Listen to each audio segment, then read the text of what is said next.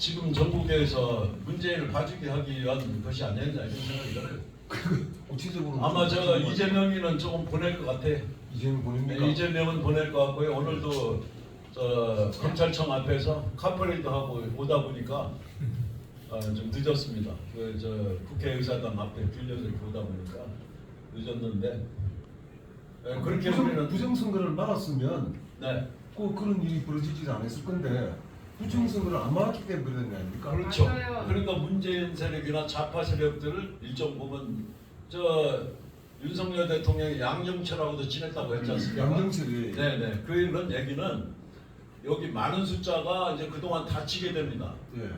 그 저 선관위 관계로 해서 뭐 권순일이 예. 뭐 국가라 해가지고 많은 50억 클럽이라든가 많은 숫자가 다치는데 그거를 강력하게 잡아넣지 않기 위한 방법이 아니겠느냐. 거기에서 한동훈도 수긍할 수밖에 없었고 네 번을 접촉해서 우리가 다짐도 받아왔는데 윤석열 대통령도 그럴 수밖에 없었다. 이렇게 생각합니다 저는. 그 윤석열이 그만큼 비겁한 거 아닙니까? 그 지가 자신을 숨기기 위해 가지고 제가 거기에 대해서 말씀을 올릴게요. 우리가 용산을 어떻게 규정하고 바라볼 것이냐 하는 거는 우리 애국 시민들의 그 애국 활동에 아주 중요한 일면인데요. 이 점을 한번 주목해 보십시오. 우선 이제 말씀 올리기 전에 우리 회장님께서 말씀해 주신 것은 평범한 것을 한 단계 뛰어넘는 탁월한 이제 그런 식견이신데 우리 동지들이 이 점을 주목해 주셨으면 해요.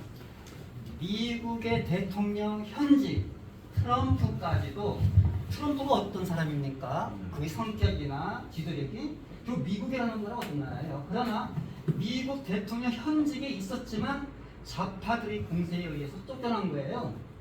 미국이라는 나라에서조차. 그 다음에 다시 또 대한민국에 사는 박근혜 대통령 탄핵 정부 당시 저희들이 시초부터 반대 시위를 토요일마다 했었지 않습니까? 그런데 박근혜 대통령이 우파 대통령으로 대한민국의 정권을 잡고 있었음에도 불구하고 뺄갱이 세력들한테 자기 정권을 고스란히 뺏겼다 이거예요.